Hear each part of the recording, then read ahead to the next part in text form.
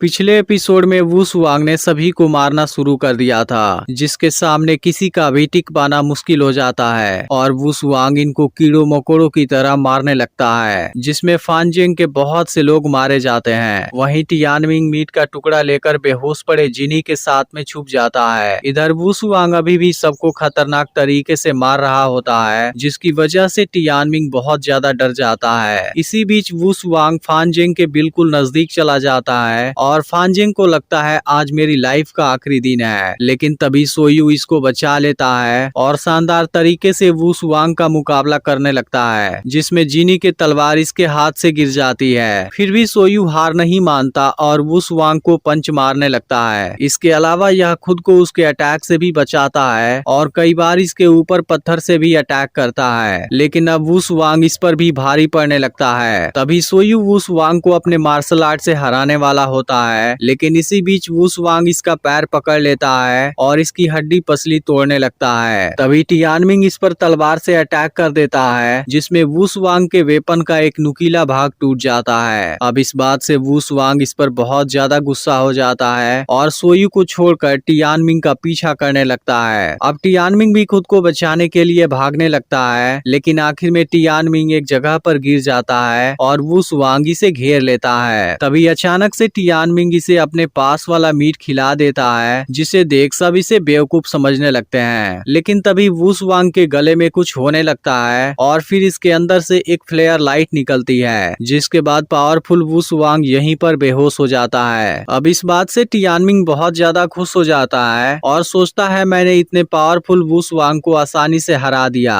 तभी सोयू इसे वू शुआंग के ऊपर से हट जाने के लिए बोलता है, लेकिन टियानमिंग इसकी कोई बात नहीं सुनता, जिसके बाद सोयू इसे किक मारकर दूर कर देता है। अब टियानमिंग गुस्से में सोयू पर अटैक करने की कोशिश करता है, लेकिन सोयू उसको आसानी से पटक देता है। इसके बाद सोयू इसे उठाने आता है, लेकिन तभी टियानमिंग फिर से इसके साथ फाइट करने लगता है। तभी इसी बीच वू शुआंग फिर से होश में आ जाता है, जिसको जिंदा देख टियानमिंग का होश गायब हो जाता है और कहता है यह तो बदला लेने के लिए फिर से जिंदा हो गया। अब सोयू को बचाने के लिए बहुत से गार्ड वू शुआंग का सामना करने आते हैं, लेकिन वह आसानी से सभी का सफाया कर देता है। फिर टियानमिंग यहाँ से बचकर भागने की कोशिश करता है, लेकिन वू शुआंग इसे खोज लेता है और बस इसे मारने जाता है। लेकिन तभी जिनी अपने तलवार के एक अटैक से ही वू शुआंग को मार देता है और वू शुआंग यहीं पर ढेर हो जाता है। लेकिन अब ली जियांग जिनी को पहचान जाता है और पूरी तरह से हैरान हो जाता है। फिर अगले ही पल जिनी बेहोश हो जाता है। इसके कुछ समय के बाद वेई और चिलियान यहाँ पर आते हैं, लेकिन इनको वू शुआंग के ब्लड के अलावा कुछ नहीं मिलता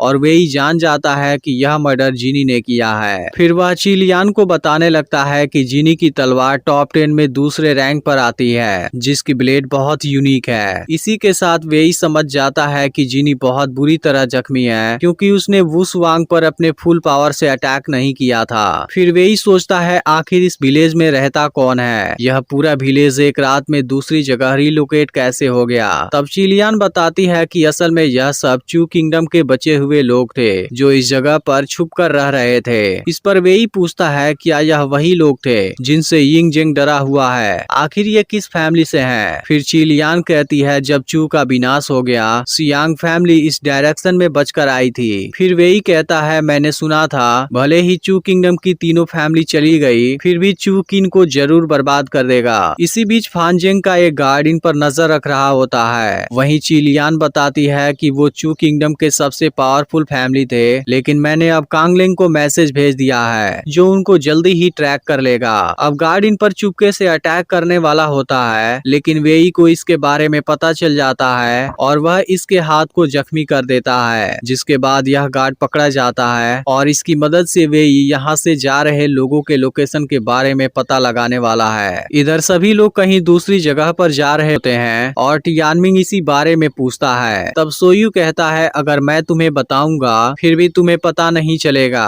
फिर टियानमिंग पूछता है क्या इस ट्रिप के बाद हम घर वापस जाएंगे, जिस पर सोयू उदास होते हुए कहता है हमारा घर तो यहाँ से बहुत दूर साउथ में है। इस पर टियानमिंग पूछता है तुम सब उस माउंटेन में क्यों छुपे हुए थे। तब सोयू कहता है आज के समय में केवल किन के सिटीजन को पता है घर क्या होता है, लेकिन मैं किसी दिन यिंग जेंग को जरूर उखाड़ फेंकूंगा, जिसके बाद से दुनिया का हर इंसान आजादी वाली जिंदगी जीने लगेगा। इस पर टियानमिंग कहता है क्या तुम सच में ऐसा कर पाओगे? तब सोयू कहता है मेरे पास सियांग फैमिली का सपोर्ट है। जिस पर टियानमिंग कहता है मैंने तो इसके बारे में कभी नहीं सुना। तब सोयू कहता है ऐसा कोई नहीं होगा जिसने सियांग फैमिली के बारे में नहीं सुना हो, क्योंकि वह सबसे स्ट्रॉन्ग फैमिली थी। लेकिन हम किन से इसका बदला जल्दी ही लेंगे। फिर टियानमिंग कहने लगता है मेरे अंकल जिनी से ज्यादा पावरफुल कोई नहीं हो सकता, क्योंकि उन्होंने अकेले ही किन के पूरे 300 सोल्जर को मार दिया। तब टियानमिंग कहता है वह जरूर तुमको बचाते हुए जख्मी हुए होंगे। यह सुनते ही टियानमिंग इमोशनल हो जाता है। इधर जिनी भी याद करने लगता है कि यिंग जेंग लोगों से बहुत ज्यादा काम कराता था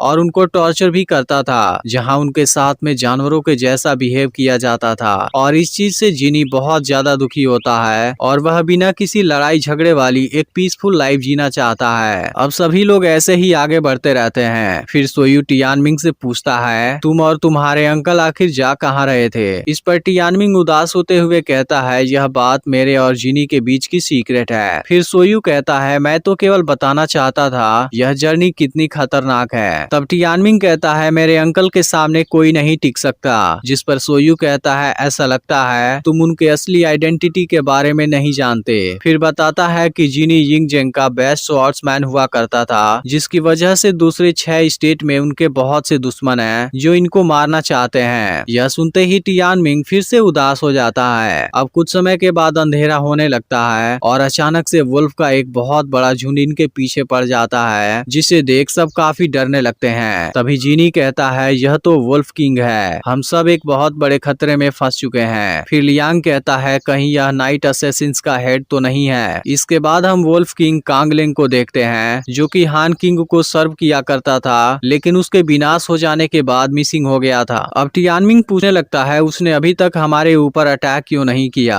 तब जिनी कहता है वह सही समय का इंतजार कर रहा है, लेकिन अगर हम अंधेरा होने से पहले यहाँ से बाहर निकल गए फिर सरवाइव करने के लिए हमारे पास एक चांस हो सकता है। इसके बाद सब अपने भागने की स्पीड बढ़ा देते हैं, लेकिन फिर भी यह लोग इस एरिया से नहीं निकल पाते और वुल्फ का झुंड इनको चारों तरफ से घेर लेता है। तभी जिनी से टियानमिंग कहने लगता है आपको डरने की जरूरत नहीं है, मैं आपको कुछ नहीं होने दूंगा। इस पर जिनी कहता है अगर तुम स्ट्रॉन्ग बनना ही चाहते हो फिर यह तलवार लो और इस बात को प्रूफ करके दिखाओ। जिसके बाद टियानमिंग सोयू के साथ कैरिज से बाहर आ जाता है, जहाँ चारों तरफ का एरिया खूंखार वुल्फ से भरा होता है। तभी कांगलिंग भी सामने आ जाता है और इनके लोगों को एक एक करके मारने लगता है। अब इसकी स्पीड इतनी फास्ट होती है कि यह लोग इसको देख भी नहीं पाते। फिर कांगलिंग सोयू के पास वाले कैरिज पर आ जाता है, जहाँ टियानमिंग इसके एक अटैक को भी नहीं रोकता, जबकि सोयू अपने स्किल और टैलेंट से इसको शानदार टक्कर देता है। लेकिन तभी कुछ देर बाद कांगलिंग इसकी गर्दन पकड़ लेता है और इसको मारने वाला होता है। लेकिन अब जिनी भी बाहर आ जाता है और कांगलिंग से सोयू को नीचे रखने के लिए बोलता है। इस पर कांगलिंग कहता है तुम इस समय इतने बुरे तरह से जख्मी हो फिर भी इस लड़के को बचाना चाहते हो, जबकि तुम खुद को प्रोटेक्ट नहीं कर सकते। इसके बाद से दोनों के बीच में शानदार फाइट होने लगती है, जिसके दौरान दोनों एक दूसरे पर खतरनाक अटैक करने लगते हैं। लेकिन कांगलिंग भी जिनी से कम पावरफुल नहीं होता और वह इसको शानदार टक्कर देता है। तभी इसी बीच जिनी की तलवार इसके ब्लेड के बीच फंस जाती है और कांगलिंग इसे जख्मी करने वाला होता है। लेकिन तभी टियानमिंग इसके चेहरे पर आग लगा देता है और सोयू पीछे से तलवार घुसा देता है, जिसके बाद कांगलिंग जख्मी हो जाता है और फिर तुरंत यहाँ से भाग जाता है। इसके बाद अब सभी की जान बच जाती है, लेकिन तभी जिनी बेहोश होकर नीचे गिर जाता है। इसके बाद फानजेंग इसे चेक करता है और बताता है कि यह केवल ब्लड लॉस की वजह से बेहोश हुआ है। तभी यहाँ पर एक ब्यूटीफुल लड़की आती है, जिसके हाथों में कोई लाइट होती है। जिसके बाद टियानमिंग और सोयू इसे देखते ही रह जाते हैं। फिर लड़की कहती है सिस्टर रोंग अभी एक क्रिटिकल पेशेंट को देख रही थी, जिसकी वजह से उन्होंने वेलकम करने के लिए मुझे भेजा है। फिर बताया जाता है कि वुल्फ बहुत स्ट्रेंज बीस्ट होते हैं जो ठंडी हवाओं में घूमते हैं और सनलाइट से बचते हैं, जैसे कि सनलाइट उनको भुला देगी कि वह कितने क्रूएल हैं। इसके अलावा यह इतने खतरनाक होते हैं कि अपने टाइप के जानवरों पर भी दया नहीं दिखाते। और इसी के साथ यह एपिसोड एंड हो जाता है। किंग्समून का यह दूसरा पार्ट आपको कैसा लगा कमेंट करके जरूर बताइएगा, और अगर आपने इसका पिछला पार्ट मिस कर दिया हो तो लेफ्ट वाली वीडियो देख लीजिएगा।